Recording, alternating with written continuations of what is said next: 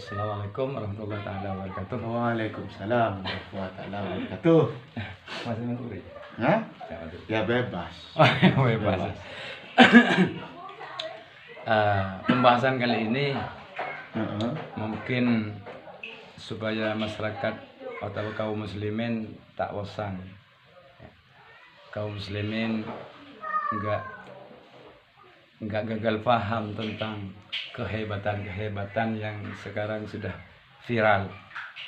Entah itu kehebatan yang dilakukan oleh pesulap, ya, oleh ahli hikmah dan lain sebagainya.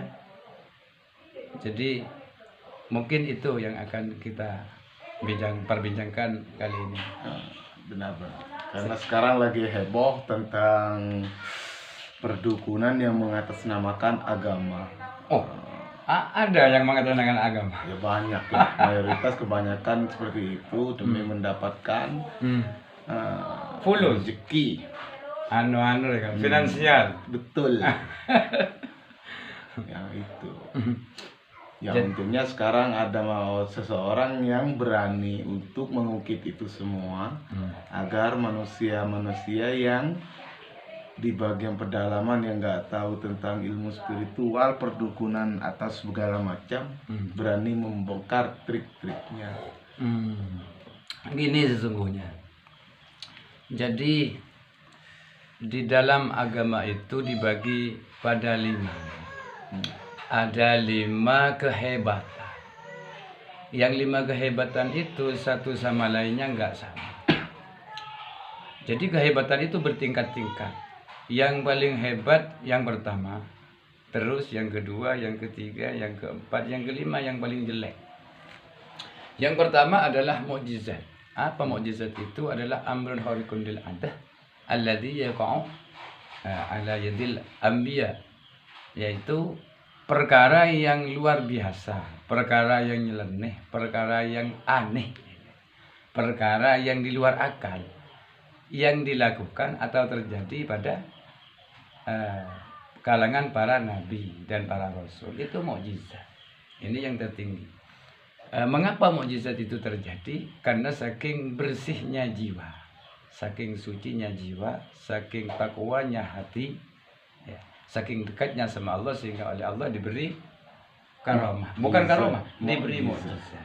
Apa mukjizat itu sendiri? Adalah melemahkan.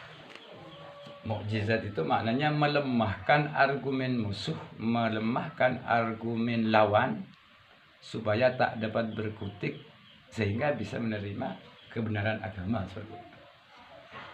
Ada lagi yang kedua, Pak Mas Tony. Yang kedua, yang kedua itu adalah amrun khariqun lil adah alladzi yaqa'u ala yadil auliya, yaitu perkara yang luar biasa yang terjadi pada diri para wali, yang diturunkan kepada para wali.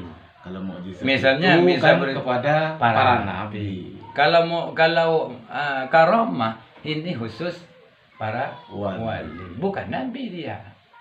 Siapa para wali itu? Ciri-ciri utama para wali itu adalah takwa. Jadi mesti kalau bisa dinilai dulu. Yang punya karomah, yang mengaku karomah, mengaku saya waliyun min auliyaillah, saya bagian di para wali misalnya. Ngaku wali, ya lihat dulu. Takwa banyak, takwa pandai. Betul. Saya lihat ada punya kehebatan pakai kalung, pakai kalung emas, pakai gelang, berdekat-dekatan dengan cewek, lain muhrim, atau ada di tempat-tempat maksiat ngakunya karomah, bukan karomah itu. Ya, jadi wali itu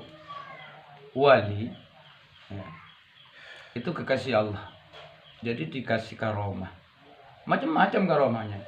Ke Khalil lain karomahnya, ke Hasan Samsul Arifin lain. Di Madura banyak. Para aulia itu banyak karomahnya nggak sama. Ada yang bisa jalan di atas air, ada yang bisa melipat bumi seperti Nabi Khidir. Sekarang kan masih ada Nabi itu. dan macam-macam lah. Jadi panjang kalau ini dibahas. Jadi takwa, ciri-cirinya adalah takwa. Ciri-cirinya adalah pasti nggak ada sedikit pun yang luput, nggak ada sedikit pun yang melenceng dari real syariat seperti itu. Jadi kalau masih ada satu titik pun, satu kelakuan pun, satu pekerjaan yang nggak sesuai dengan syariat, jangan mengaku wali. Ngaku aja bukan wali Allah, tapi ngaku wali syaitan. Bukan wali murid.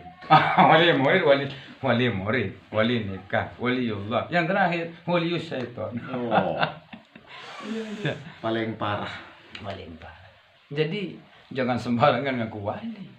Wali itu ciri-cirinya banyak. Silahkan tengok di mana? Di YouTube, di kitab-kitab klasik, di buku-buku banyak. Jangan sembarangan ngaku wali. Bisa saja yang ngaku waliullah sebenarnya wali syaitan.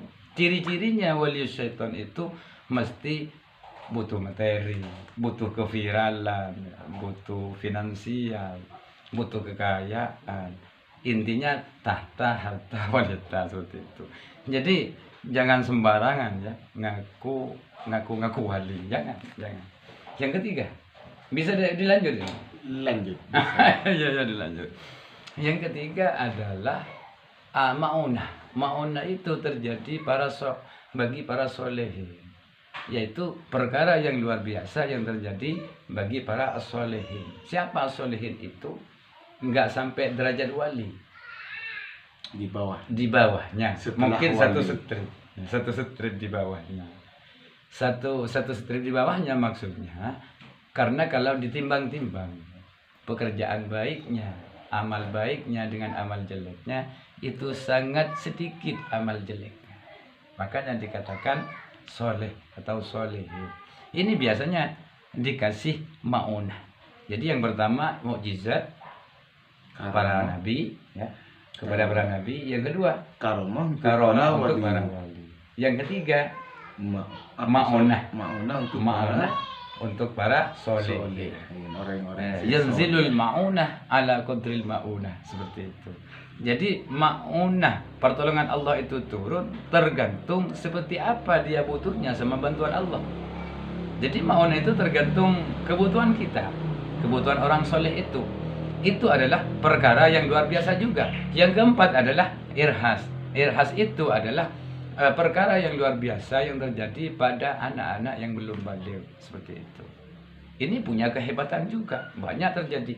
Seperti dulu saya dengar itu putranya Ki As'ad, sekarang sudah jadi kiai dia, yaitu Kiai siapa ya? Kiai Khalil As'ad. Tahu kan cerita itu? Lanjut.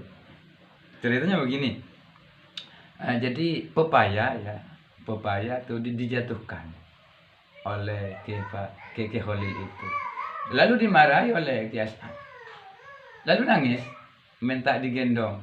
Ternyata ya pepaya itu yang sudah putus, yang sudah jatuh, itu disambung kembali ke tangannya itu. Nah itu namanya irhas. Hanya yang terakhir ini yang banyak mengkaburkan. Yaitu istidraj. Istidraj itu adalah perpanjangan waktu biar dia semakin durhaka sama Allah. Apa itu? Adalah perkara yang luar biasa, alladzi yaqa'u ala yadi sahir ya. Jadi siapa saja orang yang tukang sihir ya, ahli sihir, ahli tenung, ahli nujum dan lain sebagainya, lalu diberi kehebatan, itulah yang namanya istidraj. Jadi jangan ngaku dulu seorang wali kalau cuma bisa gini, bisa itu, sehingga membuat membuat viral, terkenal, orang kagum, kayaknya sudah punya kesaktian. Jangan-jangan itu istidraj. Siapa istidraj itu? Adalah orang yang banyak dosa. Karena yang banyak dosa itu hadamnya pasti bukan malaikat. Malaikat itu ada yang suci, ruh yang suci. Kalau ruh kita nggak suci, hati kita nggak suci, masih berlumuran dosa, jangan ngaku punya harta malaikat. Itu semuanya jin. Ya. Mungkin bisa ditanyakan lagi. Betul. Coba masih ada pertanyaan? Sekiranya sudah cukup penjelasan hari ini tentang 5 perkara Ya, 5 perkara yang telah Tuhan berikan kepada makhluknya. umatnya, mulai dari Rasul kita kan Iya, yang mukjizat, ya, satu mukjizat pada nabi. Karomah para wali. Maunah para solehin. Yang keempat, irhas, anak yang baru, anak muda yang belum balik. Yang kelima ini istidraj. Ini banyak dilakukan, banyak diberikan oleh Allah orang Islam yang banyak dosa. Bahkan ada yang tidak kenal syahadat, nggak kenal malaikat, nggak kenal surga. Apa yang dikenal? Hanya jin. Nah, jin ini ada dua. Ada jin ini ada dua jin. Ada jin yang muslim, ada jin yang kafir. Memang ada itu amalannya. Jadi kalau roh yang suci, ya, itu ada 9. Ini jin semua ini. Jadi seakan-akan dia malaikat, padahal bukan malaikat. Memang ada amalannya, sehingga terjadilah sekarang yang disebut dengan ilmu hikmah. Ilmu karomah, ya, ilmu karomah. Lain, ilmu karomah dengan karomah para wali lain. Ya kan? Bisa dibedakan? Bisa. Karomahnya para wali dengan dan ilmu hikmah itu lain. Ilmu hikmah itu biasanya ada riyadhah, ada latihan-latihan. Nah, seperti itu. Ya mungkin cukup. Ya mungkin sekian. Ini bisa dilanjut kembali nanti. Ya. Di part berikutnya tentang perdukunan. Jadi bisa dibedakan waliullah atau walius syaitan. Kalau yang ke-1, yang kedua, yang ketiga, yang keempat ini jelas kekasih Allah. Tapi yang terakhir ini yang kelima istidraj, jelas bukan waliullah tapi walius syaitan. Semoga bermanfaat. Wassalamualaikum warahmatullahi wabarakatuh.